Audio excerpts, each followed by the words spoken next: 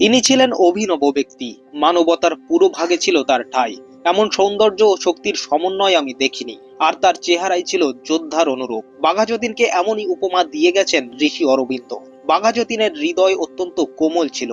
গরিব দুঃখীদের জন্য তার হৃদয় যেমন ব্যথিত হতো, তেমনি অত্যাচার ও অবিচারের বিরুদ্ধে কঠিন প্রাচীর হয়ে দাঁড়িয়ে পড়তেন। তার অত্যধিক সাহসী তাকে করে তুলেছিল বাঘা যতীন। কেবলমাত্র একটি ভোজালি দিয়ে প্রকাণ্ড বাঘকে নিকেশ করেছিলেন তিনি, আর তাই তিনি বাঘা যতীন। 1879 সালের 7ই ডিসেম্বর এমনই এক অগ্রহায়ণে অবিভক্ত নদিয়া জেলার কুষ্টিয়ার কাছে কয়া গ্রামে মামার বাড়িতে জন্মগ্রহণ করেন বাঘা যতীন ওরফে যতীন্দ্রনাথ মুখোপাধ্যায়। শৈশবে মাত্র 5 বছর বয়সে বাবা উমেশ চন্দ্রকে হারিয়ে মা শরৎ শশী হয়ে উঠেছিলেন যতীনের পৃথিবী। এই বিদুষী রমণী ছোট্ট থেকেই যতীনের মধ্যে বুনে দিয়েছিলেন পরোপকারের মহৎ গুণ। রামায়ণ মহাভারতের বীর গাথা শুনিয়ে শৈশবেই ছোট্ট যতীনের হৃদয়ে বীরত্বের ভাব সঞ্চার করে দেন। মায়ের আদেশ পেলে যতীন দুরন্ত ষাঁড়ের চোখেও বেঁধে দিতে পারে লাল কাপড়। বিংশ শতাব্দীর প্রারম্ভে স্বদেশী আন্দোলনের সাথে ওতপ্রোতভাবে জড়িয়ে থাকা কয়ার চট্টোপাধ্যায় পরিবার যতীনের শৈশব ও বালক বেলার আশ্রয়স্থল। মামাদের যত্নে ও স্নেহের লালিত্যে খুব ছোটতেই যতীন শিখেছিলেন সাঁতার কাটা, ঘোড়ায় চড়া, এমনকি বন্দুক চালানো।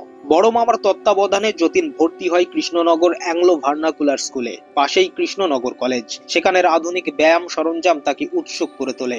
স্কুল পড়ুয়া যতীন একদিন ভাঙা ভাঙা ইংরেজিতে কলেজের প্রিন্সিপালের অনুমতি আদায় করে আনলো। শুরু হলো শরীর চর্চা। একদিন যতীন পেন্সিল কেনার জন্য দোকানের সামনে দাঁড়িয়ে হঠাৎ কানে এলো পালাও পালাও চিৎকার আর একটা অবাধ্য ঘোড়ার খুরের আওয়াজ। দোকানের সামনে ঘোড়াটা আসতেই তড়িৎ বেগে যতীন নেমে এলো রাস্তায়। কাঁধের চুল ধরে ঘোড়াটিকে শান্ত করলো। এক কিশোরের এই আচরণে কেউ স্তম্ভিত, কেউ বিস্মিত। উকিল বারাণসী রায়ের নতুন কেনা অবাধ্য ঘোড়ার পথ আটকে সেদিন বহু নিরীহ মানুষকে আঘাতের হাত থেকে বাঁচিয়েছিলেন যতীন। এরপর ধীরে সুস্থে দোকান থেকে পেন্সিল নিয়ে ব্যায়ামাগারের দিকে পা বাড়িয়েছিলেন, যেন কিছুই হয়নি এমন ভঙ্গিতে।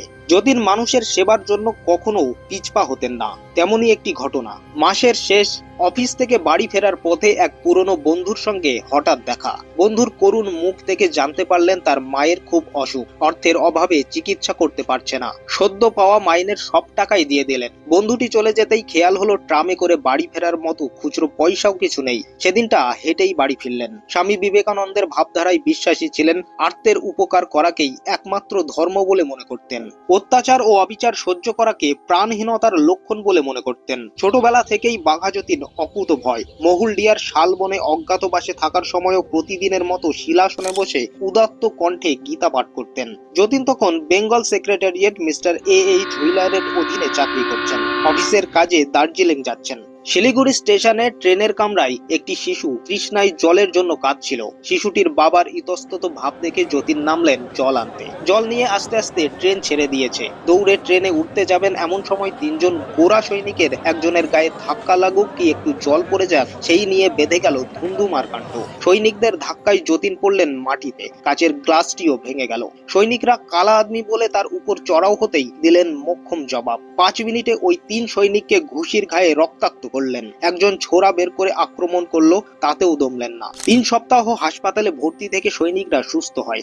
যতীন কেন বাঘা যতীন হলো জানেন কি? যতীন তখন কৃষ্ণনগরে বড় দাদার কাছে থাকেন। কয়ায় এসেছে। জানতে পারলেন মামাতো ভাই ফণিভূষণ বন্দুক নিয়ে প্রায় নরখাদক একটি বাঘের শিকারে যাচ্ছে। এই কথা শুনে যতীনও ফণিদার সাথে যাবার মনস্থির করলো। বাড়িতে একটি মাত্র বন্দুক, তাও ফণিদার হাতে। সকলের আপত্তি অগ্রাহ্য করে একখানি ভোজালি নিয়ে বেরিয়ে পড়লেন। গ্রামের লোকও নানান বাদ্যযন্ত্র নিয়ে তাদের সাথ দিল। অনেক হইচইয়ের পর জঙ্গলের মধ্যে একটা ফাঁকা জায়গায় যেখানে যতীন দাঁড়িয়েছিল একটা প্রকাণ্ড বাঘ বেরিয়ে এলো। ফণিবাবু বন্দুক ছুড়লেন, কিন্তু গুলি বাঘের মাথা স্পর্শ করে বেরিয়ে গেল। দ্বিগুণ আক্রোশে বাঘটা এবার ঝাঁপিয়ে পড়ল যতীনের উপর। যতীন তৎক্ষণাৎ স্রেফ সাহসে ভর করে বাম বগলের মধ্যে বাঘের গলাটি চেপে ধরে মাথা লক্ষ্য করে ভোজালি দিয়ে আঘাত করতে লাগলো। প্রায় 10 মিনিটের খণ্ড যুদ্ধে ভোজালির আঘাতে বাঘের সারা শরীর ক্ষতবিক্ষত করে নিজেও এলিয়ে পড়লেন মাটিতে। দেখা গেল তার হাঁটুতে মোক্ষম কামড় বসিয়েছে বাঘটি। তড়িঘড়ি কলকাতায় আনা হলো চিকিৎসার জন্য। কিংবদন্তি শল্য চিকিৎসক সুরেশ প্রসাদ সর্বাধিকারীর প্রচেষ্টায় অপারেশনের 2 দিন পরেই যতীন জ্ঞান ফিরে পেলেন। প্রথম দিকে ক্র্যাচ নিয়ে হাঁটতেন। প্রায় 1 বছর পর স্বাভাবিকভাবে হাঁটতে সক্ষম হন। শোনা যায় এই ডাক্তারবাবু প্রথম তাকে বাঘা যতীন নামে ডেকেছিলেন, আর সেই থেকেই বাঘা যতীন নামটি ছড়িয়ে পড়ে। 13 বছর বয়সে বড় মেয়ের বিধবা হওয়া এবং 2 বছরের ছোট ছেলের অকাল প্রয়াণে শরৎ শশী দেবী গভীর গভীর শোকমগ্ন হয়ে পড়েন। এর আগে এক সন্তান এবং স্বামীকে হারিয়েছেন। মনস্থির করলেন যতীনের বিয়ে দেবেন। পাত্রী হুগলির বলাগড় নিবাসী উমাপদ বন্দ্যোপাধ্যায়ের কন্যা ইন্দুবালা। কিন্তু হঠাৎ করে শোকের ছায়া ঘনিয়ে এলো শরৎশশী দেবীর মৃত্যুকে ঘিরে। এক কলেরা রোগীর সেবা করতে গিয়ে সংক্রমণের প্রভাবেই মৃত্যু। মায়ের ইচ্ছা পূরণের জন্য 18 যতীন্দ্রনাথ এবং 9 বছরের ইন্দুবালা বিবাহ বন্ধনে আবদ্ধ হলেন। বড় দিদি বিনোদবালা নিজের কাঁধে তুলে নিলেন সংসারের গুরু দায়িত্ব। অতীন্দ্র, আশালতা, তেজেন্দ্র, বীরেন্দ্র এই 4 সন্তান নিয়ে যতীনের তখন ভরা সংসার। কিন্তু সাংসারিক মায়া যতীনকে আটকে রাখতে পারেনি। স্বদেশের শৃঙ্খল মুক্তির তাড়নায় আত্মহুতি দিতেও পিছপা হননি ভারত মাতার এই বীর সন্তান। সদ্য বড় ছেলে অতীন্দ্রকে হারিয়েছেন। শান্তির খোঁজে দীক্ষিত হয়েছেন স্বামী ভোলানন্দ গিরির কাছে। এই সময় বারীন্দ্র কুমার ঘোষের সাথে পরিচয় ঘটে যতীনের এবং অনুশীলন সমিতির কর্মকাণ্ডের সাথে জড়িয়ে পড়েন। এই সময় একটি বোমা কারখানা প্রতিষ্ঠা করেন। 1906 খ্রিস্টাব্দ নাগাদ একাধিক মেধাবী ছাত্রকে বৃত্তি দিয়ে বিদেশে পাঠানোর ব্যবস্থা করেন। এদের উপর নির্দেশ ছিল উচ্চশিক্ষার সঙ্গে আধুনিক লড়াই এবং বিস্ফোরক প্রস্তুতির তালিমও আনবে। 1907 খ্রিস্টাব্দে কর্মসূত্রে দার্জিলিং এ স্থানান্তরিত হলে সেখানে অনুশীলন সমিতির সক্রিয় শাখা স্থাপন করেন। ওই বছরেই অস্ত্র ব্যবসায়ী নূর খাঁর কাছ থেকে অস্ত্র কিনে বাদা অঞ্চলের রাজনৈতিক কর্মীদের মধ্যে বিতরণ করেন। ম্যাজিস্ট্রেট শামসুল আলম বিপ্লবীদের হাতে নিহত হবার ঘটনায় যতীন্দ্রনাথ গ্রেপ্তার হন। ইতিহাসের পাতায় যা হাওড়া ষড়যন্ত্র মামলা হিসেবে পরিচিত। রামশরণ দাসের বিশ্বাসঘাতকতায় স্বাধীনতার স্বপ্ন লাহোর ষড়যন্ত্র মামলায় পর্যবসিত হলে যতীনের জোয়াল আরো শক্ত হয়। এই মানুষটাই কিন্তু বিদেশি শক্তির সাহায্যে প্রথম দেশ স্বাধীন করার কথা ভেবেছিলেন। তিনিই প্রথম ভারতীয় বিপ্লবী যিনি ট্রেঞ্চ করে যুদ্ধ করেছিলেন।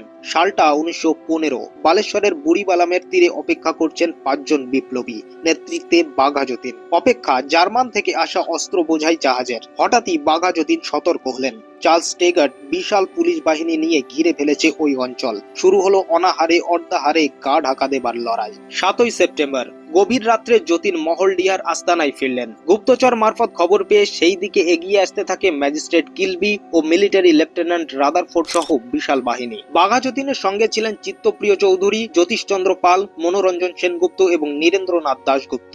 8ই সেপ্টেম্বর সারা রাত গভীর জঙ্গলে হেঁটে 9 সেপ্টেম্বর ভোরবেলা পৌঁছলেন বালেশ্বরের নদী বুড়িবালামের উপকণ্ঠে। সাঁতার কেটে নদী পেরিয়ে ওপারে চস্কান্দে গিয়ে এক শুকনো ডোবার মধ্যে আশ্রয় নিলেন। 9 সেপ্টেম্বর স্বাধীনতা সংগ্রামের এক পবিত্র রণক্ষেত্রে পরিণত হলো বুড়িবালামের তীর। গুলির যুদ্ধে বিপ্লবী চিত্তপ্রিয় রায়চৌধুরী শহীদ হলেন। গুলিবিদ্ধ হয়ে আহত অবস্থায় যতীন সহ জ্যোতিষচন্দ্র, মনোরঞ্জন এবং নীরেন্দ্রনাথ পুলিশের হাতে ধরা পড়লেন। মৃত্যুর চরম মুহূর্তেও বাঘা যতীন ছিলেন কঠিন, নির্ভীক। তার পেটে উরুতে বিধে আছে গুলি, রীতিমতো কাতরাচ্ছেন। বাঘা যতীনের অবস্থা দেখে জল এগিয়ে দিয়েছিলেন কুখ্যাত পুলিশ অফিসার চার্লস টেগার্ট। ঘৃণা ভরে তা প্রত্যাখ্যান করে যতীন্দ্রনাথ জবাব দিয়েছিলেন, আমি যার রক্ত দেখতে চেয়েছিলাম তার দেওয়া জলে আমার তেষ্টা মেটাতে চায় না। পরে বাঘা যতীনের এই বীরত্বের কথা স্মরণ করে টেগার্ট বলেছিলেন, বাঘা যতীন যদি ইংরেজ হতেন তাহলে ইংরেজরা ট্রাফালগার স্কোয়ারে নেলসনের পাশে তার স্ট্যাচু বানিয়ে দিতেন। পরদিন সেই বালেশ্বর সরকারি হাসপাতালে যতীন শেষ নিঃশ্বাস ত্যাগ করলেন। যতীনের বীরত্ব আর কোমল হৃদয়কে উপলব্ধি করে বিপ্লবী অতুল কৃষ্ণ ঘোষ বলেছিলেন, শিবাজির মতো রণকুশলী ও চৈতন্যের মতো হৃদয়বান একাধারে পেলে আমরা পাই যতীন্দ্রনাথকে। যতীন্দ্রনাথের মতো বীর বিপ্লবীদের রক্তের বদলে আমরা স্বাধীনতা পেয়েছি। তাদের মতো বিপ্লবীদের আজ আমরা অনেকে স্মরণ করি, আবার অনেকেই মনেই রাখিনি।